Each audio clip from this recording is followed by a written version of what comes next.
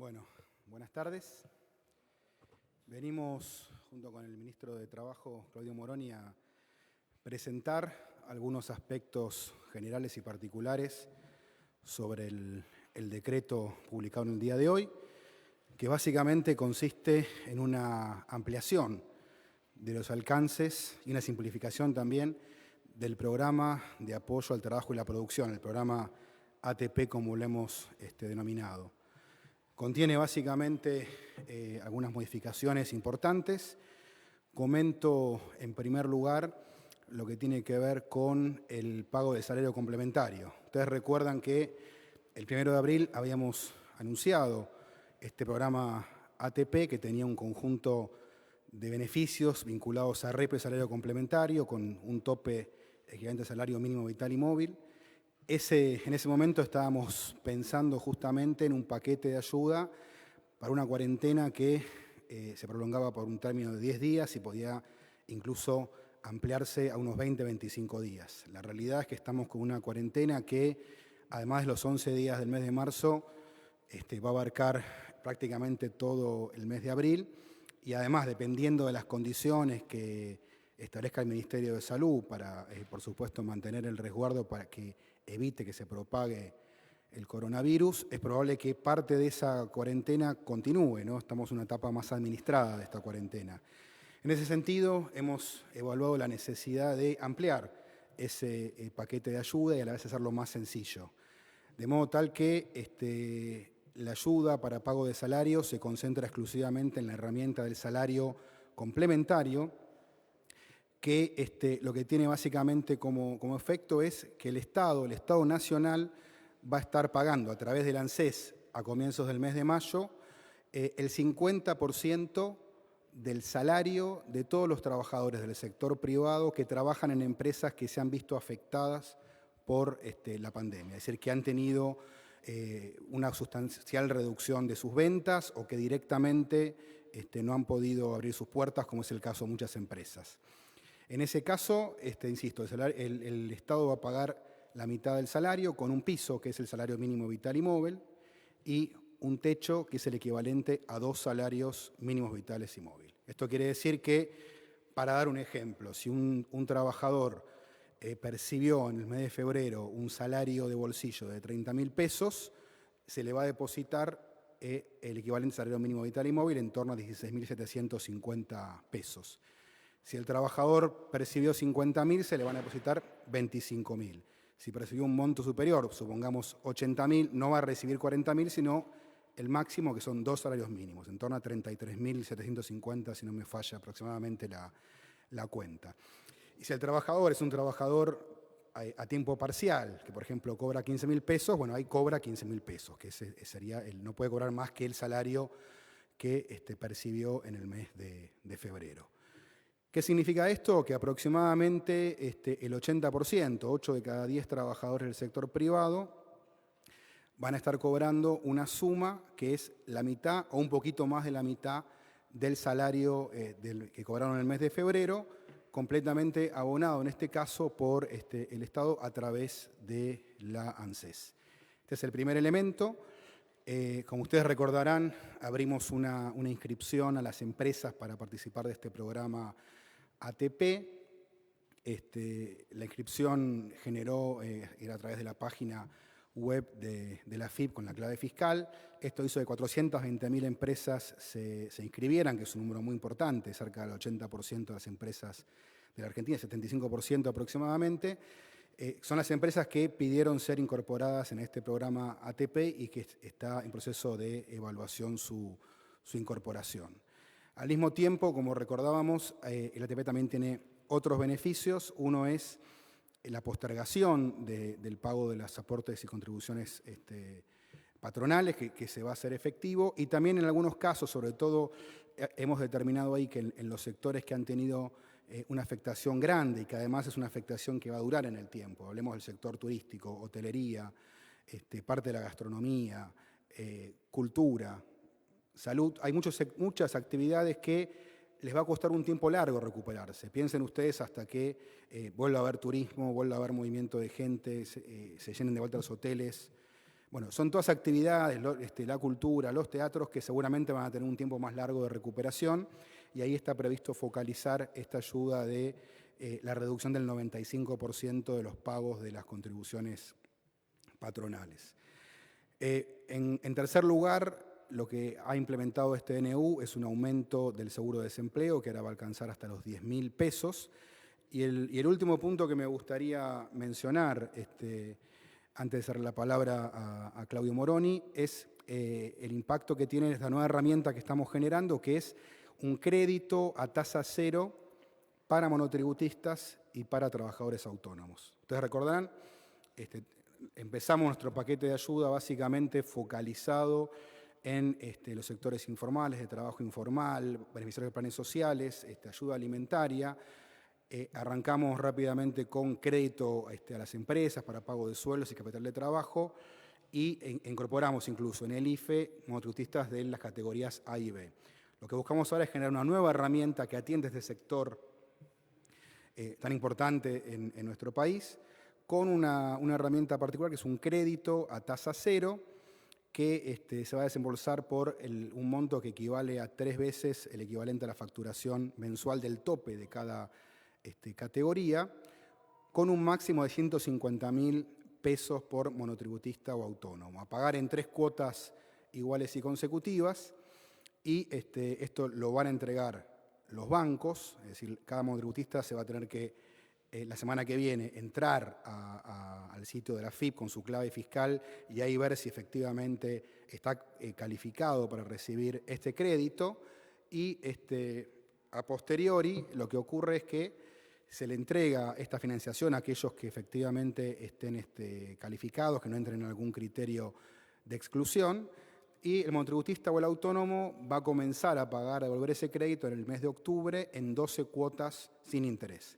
El costo financiero de esta transacción lo va a cubrir completamente el Estado Nacional a través del FONDEP, que es un fondo de desarrollo del Ministerio de Desarrollo Productivo, que va a subsidiar el 100% de la tasa de interés de estos créditos que van a estar regulados por el Banco Central, y donde se va justamente a precalificar a las personas para que los bancos ya tengan claro a quién está dirigida esta financiación. Y al mismo tiempo, además del subsidio de tasa, también estamos aportando el Fondo de Garantías, el FOGAR, de modo tal que los bancos no están obligados a hacer un análisis de riesgo crediticio, ya tienen la garantía, o sea, el Estado le está saliendo de garante a cada monotributista y cada autónomo que quiera y esté en condiciones de acceder a esta financiación. Y por último, hacer un pequeño repaso. Este paquete de ayuda tiene una inversión pública, inversión fiscal por un monto total de 107.000 millones de pesos entre salario complementario, subsidio de tasa y las garantías para los créditos a monotributistas y autónomos. A esto se suma todas las políticas que hemos anunciado entre fines del mes de marzo y comienzos de abril, que incluyen el ingreso familiar de emergencia, el IFE, el refuerzo a UH y otras políticas anunciadas. Sumando los créditos otorgados y por otorgar, esto da un paquete total de 850.000 millones de pesos, equivalente aproximadamente a 3% del producto. Es decir, un paquete económico que entendemos es bastante potente y que tiene por objetivo fundamental preservar el trabajo, preservar la producción nacional, dejarlo lo más fortalecido posible el entramado productivo, para que justamente una vez que superemos esta crisis de esta pandemia del coronavirus, esté lo más fuerte posible el aparato productivo para iniciar rápidamente una recuperación. Muchas gracias. Bueno, buenas tardes. Creo que quedó bastante claro con la explicación del ministro Culfas. Los objetivos se siguen manteniendo los mismos cuando dictamos el 332. Lo único que fuimos adaptando las herramientas en función de cómo fue evolucionando este tema de este aislamiento social preventivo obligatorio. El objetivo básico de todo sigue siendo preservar la salud de la población y al mismo tiempo ver cómo hacemos para mantener el nivel de empleo y las unidades productivas de modo tal de poder salir rápido una vez que este periodo pase. En cuanto al tema lo de seguridad social quedó muy claro, las posibilidades son ambas dos, de postergación o reducción de contribuciones. Queda claro que lo que hemos cambiado es que esto es para todas las empresas con independencia del tamaño. En la versión anterior habíamos hecho una categorización de los beneficios y del modo de acceso en función de la cantidad de trabajadores de las empresas. Esto ya no es así. Hoy, independientemente del tamaño de trabajadores, hoy todas las empresas pueden acceder a esto y será analizada su situación con los criterios que vaya fijando el comité oportunamente. De modo tal que si alguna empresa quedó sin inscribirse en la página de la AFIP, va a estar reabierta por unos días para que se inscriba, porque ya no hay límites en cuanto al tamaño. La asignación, el salario complementario, este salario, aplica tanto como pago a cuenta de los salarios o pago a cuenta de las compensaciones no remunerativas que se hayan fijado en caso que la empresa haya acordado una suspensión del personal de acuerdo al artículo 223 bis de la Ley de Contrato de Trabajo. Esto es un punto importante que queríamos aclarar. Funciona como pago a cuenta de ambas cosas. En cuanto a los créditos, claramente está explicado, incluye todas las categorías de monotributistas, porque hay monotributistas de las categorías A y B que han podido acceder al ingreso familiar extraordinario, pero hay monotributistas que, por no cumplir con algunos de los requisitos, no accedieron, con lo cual pueden acceder también a estos créditos, de modo tal que acá no queda nadie excluido. Están todos los monotributistas y los trabajadores autónomos. Autónomos claramente es en sentido amplio, o sea, no solo los que están en el régimen previsional nacional, sino aquellas profesiones liberales que estén incluidas en las cajas profesionales que suele haber en las jurisdicciones como la Caja de Abogados de la Provincia de Buenos Aires, la Caja de Ingenieros, etc. De modo tal que la concepción de autónomo es en sentido amplio. Incluye toda profesión liberal, todo trabajador de profesión liberal y que no esté trabajando en relación de dependencia. Va a haber determinados requisitos que iremos fijando para ver, por supuesto, esto es en aquel caso que sea afectado. Aquel que ha seguido trabajando, facturando adecuadamente, no requiere asistencia del Estado. De modo tal que el grado de afectación es una condición general, tanto para las empresas como para los monotributistas y los autónomos para acceder a los créditos. Creo que no hay muchas más aclaraciones que hacer, así que me parece que esperamos las preguntas de ustedes y eso nos va a ayudar a aclarar las cosas. Muchas gracias.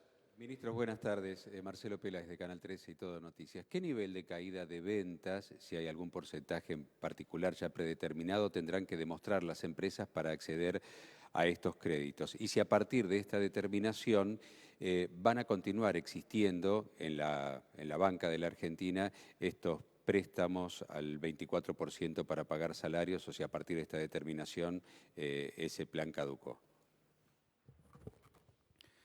Mire, estamos terminando de realizar los análisis. Ustedes saben que las empresas se anotaron en el ATP y ahí lo que hicieron fue volcar información que muestra la posibilidad de hacer comparaciones entre cómo venía el nivel de actividad previo y con posterioridad al inicio de esta crisis. Lo que vemos básicamente son muchas actividades donde ha habido una reducción sustancial, es decir, uno hasta incluso puede considerar, tomando en cuenta que la inflación interanual del mes de marzo fue del 48%, cualquier empresa que tenga una reducción nominal ya es una caída muy significativa en el nivel de ventas. Eso es lo que estamos terminando de calibrar para rápidamente, entre hoy y mañana, poder enviar a la liquidación del pago o notificar a las empresas un primer paquete, un número importante de empresas que de manera indubitable, imposible de discutir, han tenido una reducción muy sustancial. Y en segundo lugar, respecto a los créditos al 24, esos están vigentes. La idea es que esa línea de crédito, todavía creemos que hay un monto importante vinculado al pago de salarios de marzo, que se paga en abril, que todavía no ha sido desembolsado. Hablábamos más temprano con el presidente del Banco Central, que nos informaba que hay 150.000 millones de pesos ya acordados de ese total, de los cuales la mitad ya está desembolsada, así que seguramente en los próximos días va a haber desembolsos muy significativos, o por lo menos eso es lo que estamos esperando, y hacia adelante va a continuar, porque hay empresas que probablemente quieran seguir utilizando para pagar el componente que tienen que pagar las empresas de los salarios, o bien las que empiezan a arrancar para financiar capital de trabajo.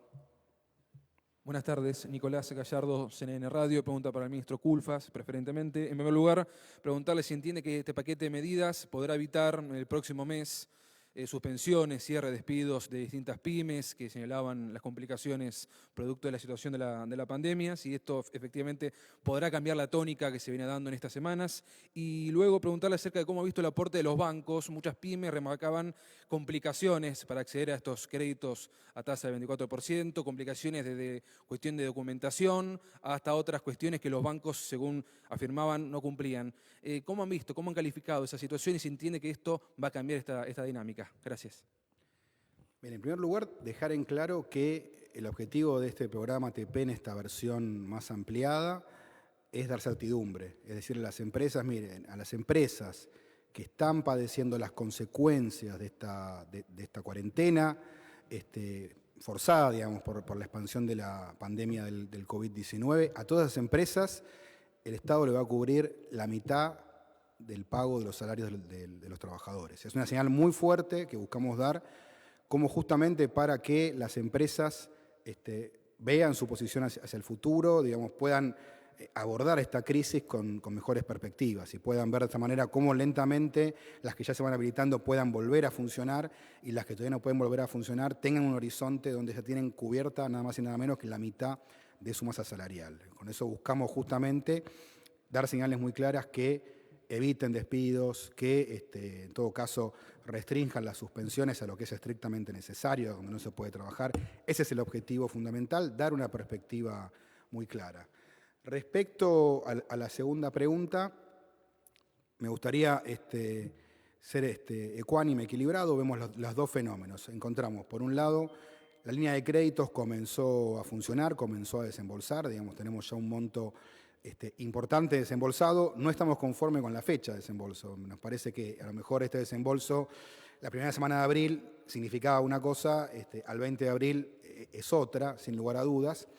Y sí, al mismo tiempo, hemos encontrado problemas de todo tipo. Nosotros hemos abierto incluso una casilla de correo electrónico para recibir comentarios, reclamos de las empresas, pymes, hablamos con las cámaras empresarias y hemos encontrado de todo. Hemos encontrado bancos que han trabajado muy activamente, sobre todo la banca pública ha tenido un papel muy activo, y en la banca privada actitudes mixtas. Por ahí arrancaron tarde, durante muchos días les decían a las empresas que no estaba la línea disponible o todavía no, o les querían vender una línea mucho más cara. Lo que digo es, insisto, ahí también el gobierno salió con un fondo de garantías que a las empresas más chicas, empresas micro y pequeñas, les salió de garante directamente, con lo cual pensamos que tendría que haber funcionado con mucha más agilidad, pero bueno, también digamos lo otro, arrancó la línea, ya desembolsó un monto importante y está previsto que en estos días financie aproximadamente el doble de lo que ya ha financiado, así que esperamos que esto funcione mucho mejor en los próximos días. Una cosa que quiero aclarar frente a su pregunta. La verdad es que nosotros lo que estamos tratando de evitar es que los contratos de trabajo se rompan, o sea, que se corten. En el sentido, queremos mantener tanto los contratos de trabajo como las unidades productivas. Ambas cosas son necesarias. Entonces, a veces, en algunos casos, nosotros estamos viendo que algunas actividades están negociando suspensiones por el 223 bis, y la verdad que si en el caso de que la actividad esté absolutamente parada y deban llegar a ese acuerdo, nos parece que es una solución mucho más razonable. Ustedes vean lo que está pasando en otras partes del mundo, en donde hay pérdidas de empleo masivas. Eso no está sucediendo en la Argentina. O sea, estamos manteniendo la fuente de trabajo y estamos manteniendo el contrato. Hola, ministros. Juan Pablo Peralta, de la agencia Globato y SMC Noticias México. Quería saber qué incidencia tiene esto en un caso que preocupa a mucha gente que nos está viendo y que tiene que ver con los pagos segmentados que se están dando de salarios. También con los despidos, especialmente a usted, ministro Moroni, usted decía recién que no hay, pero por ejemplo el caso de China es uno de los que se hizo más públicos, pero sigue habiendo despidos en algunas empresas, se denuncian permanentemente. Y después, por último, a que quiera responder, ¿qué va a pasar con la posibilidad de que obtengan créditos aquellos monotributistas que están en el Veraz? Discúlpeme, yo tengo algún problema de oído, pero no entendí bien algunas palabras de la primera pregunta. ¿Qué incidencia tiene estas decisiones que se van tomando, si lo están teniendo en cuenta, analizando, los pagos segmentados que se están imponiendo desde algunas empresas, de salario estoy hablando obviamente, ¿no?, a los empleados, que las empresas lo toman de manera directa, los están haciendo en cuotas? A ver, el único mecanismo de pagar compensaciones que no sean salariales es con acuerdo de la representación sindical y homologación del Ministerio de Trabajo. Toda otra práctica que se adopte es contraria a la ley. Entonces, Claramente nosotros lo que favorecemos son los procedimientos adecuados de acuerdo a las normas vigentes en la ley, que es el caso del 223 bis, donde hay una suspensión acordada, donde participa el sindicato en defensa de los trabajadores y a su vez tiene que ser homologado por la autoridad administrativa laboral. Otros procedimientos que otras cosas que no se estén llevando de acuerdo con esto son ilegales. Lo que esperamos es lo que decía, todo esto nosotros hacemos todo este esfuerzo, el Estado está haciendo todo ese esfuerzo para mantener las unidades productivas y los contratos de trabajo vigentes.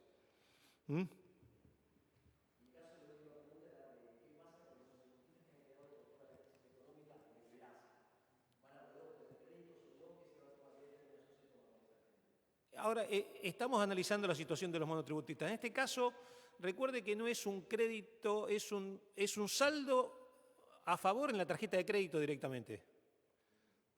No funciona como un crédito, como una carpeta de crédito. Es directamente se le pone un saldo a favor de eso, de esa parte. Y como esa parte además va a estar garantizada por el FOGAR, esa parte del crédito tiene una garantía del Estado. Ministros, buenas tardes. Silvina Brandimarte de Radio La Red. Quería preguntarles si especialmente el área de trabajo está trabajando en alguna definición para que más allá de abril, en mayo, se mantengan las fuentes de empleo, negociando incluso la posibilidad de suspensiones con un ingreso diferencial en los salarios. Tengo entendido que el gremio de comercio está en este momento en esta situación. Es una cuestión en estudio y por otro lado, cuestiones muy prácticas. Una persona que es monotributista o autónomo, ¿qué universo estima el gobierno que va a demandar este crédito? ¿Y qué hace? ¿Va a la FIP? ¿Va al banco? En los efectos prácticos, me interesa saberlo porque hay mucha gente que está muy preocupada, ministro. Gracias. En materia de suspensiones de aquellas actividades que no están trabajando, nosotros tenemos actividades donde tienen prohibido desarrollar trabajo, hemos visto algunas como el caso de Esmata, otras que están negociando, etcétera, donde se están negociando suspensiones acordadas con el sindicato y homologadas por el Ministerio de Trabajo. Nosotros entendemos que en esta situación es una herramienta útil, ¿bien? Porque preserva la fuente de trabajo, preserva el contrato de trabajo, o sea, lo peor que puede pasar es que los contratos de trabajo se rompan.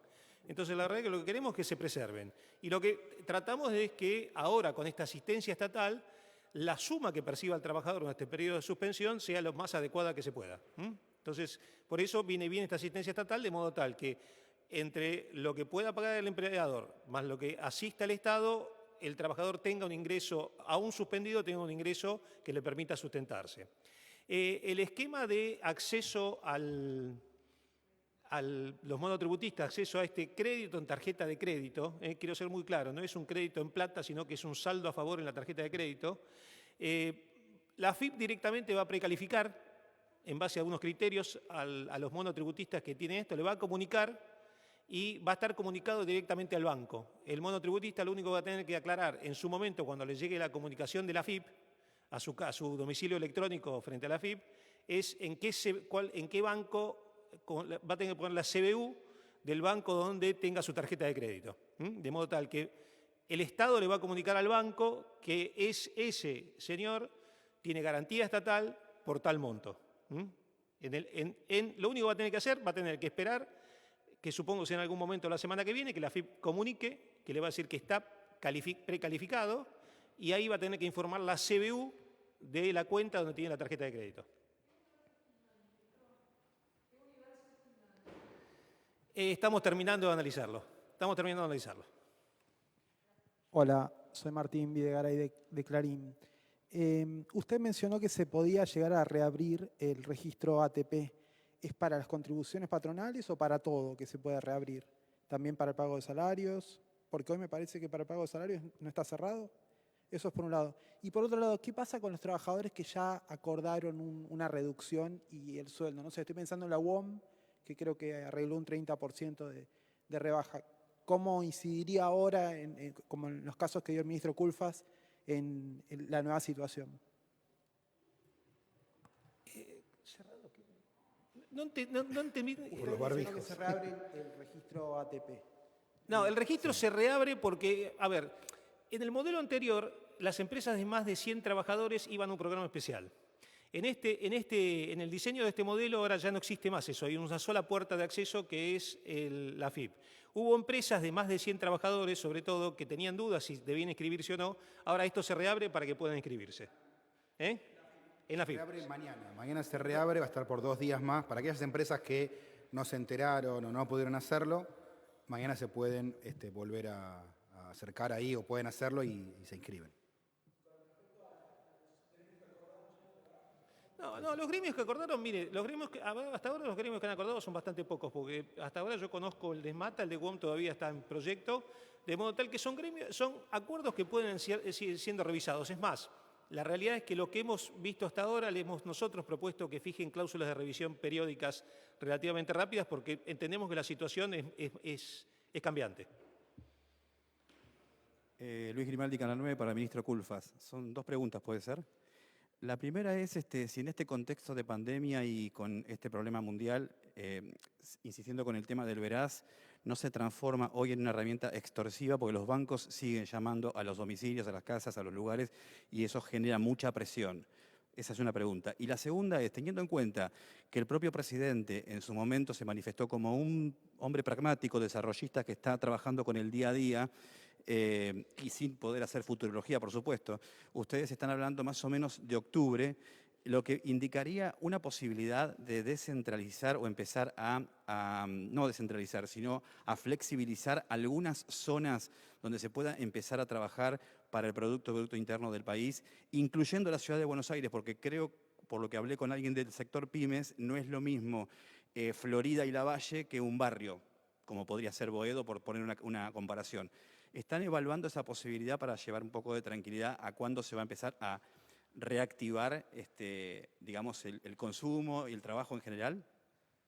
Sí, bueno, justamente en las últimas semanas ha habido varias decisiones administrativas del jefe de gabinete flexibilizando algunas actividades. De hecho, la última salió el fin de semana y ahí se habilitaron varias actividades. De hecho, una de las actividades que comienza a reaparecer es el comercio electrónico, que estaba acotado a unos pocos productos, ahora se amplía a muchos más. Esto se habilitó para creo que todas las provincias, salvo 2 que no lo solicitaron. Solo ahora se autoriza donde hay una solicitud de los gobiernos provinciales con protocolos sanitarios. Es una cuarentena mucho más administrada, ¿no? Es decir, empezar a ver dónde se puede flexibilizar. También, de hecho, en esta decisión administrativa aparecen algunas actividades, las ópticas, por ejemplo, que son necesarias que vuelvan a funcionar.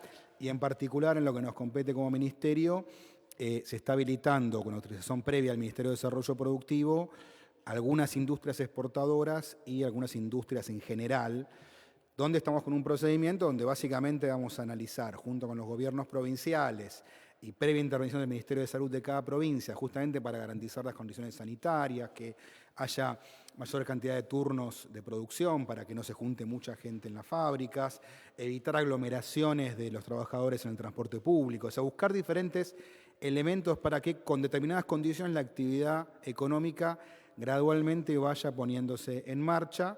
Y por supuesto, ahí con que cada gobierno provincial tengan claro en qué regiones esto es más factible, en cuáles conviene mantener restricciones adicionales y que utilicen ellos el poder de fiscalización que tienen para que efectivamente no haya riesgos de que esto acelere los contagios.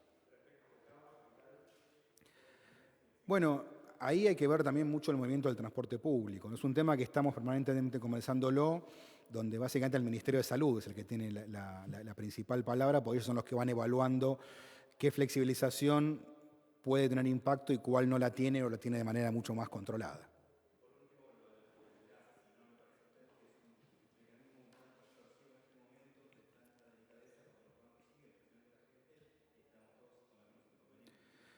Sí, bueno, entonces en términos generales hemos tomado varias medidas, ¿no? Respecto al funcionamiento en general de la economía y las presiones sobre los hogares y empresas. Por ejemplo, el presidente ha firmado un DNU donde estableció la suspensión en los cortes de servicios públicos para aquellos que tengan, por lo menos que no acumulen más de 3 facturas impagas. También el congelamiento de alquileres. Ha habido una gran cantidad de medidas en esa dirección. Respecto a esto, obviamente el objetivo con relación a los créditos a monotributistas y autónomos es, bueno, primero vamos a tener un gran paquete de personas, de monotributistas que se pueden financiar, que están precalificados, y después iremos viendo, donde hay casos particulares que hay alguna complicación, veremos cómo la tratamos, tenemos diferentes herramientas, tenemos la garantía del FOGAR y ahí iremos merituando en qué casos corresponde tomar alguna acción concreta frente a esto que usted menciona. Muchas gracias. Gracias.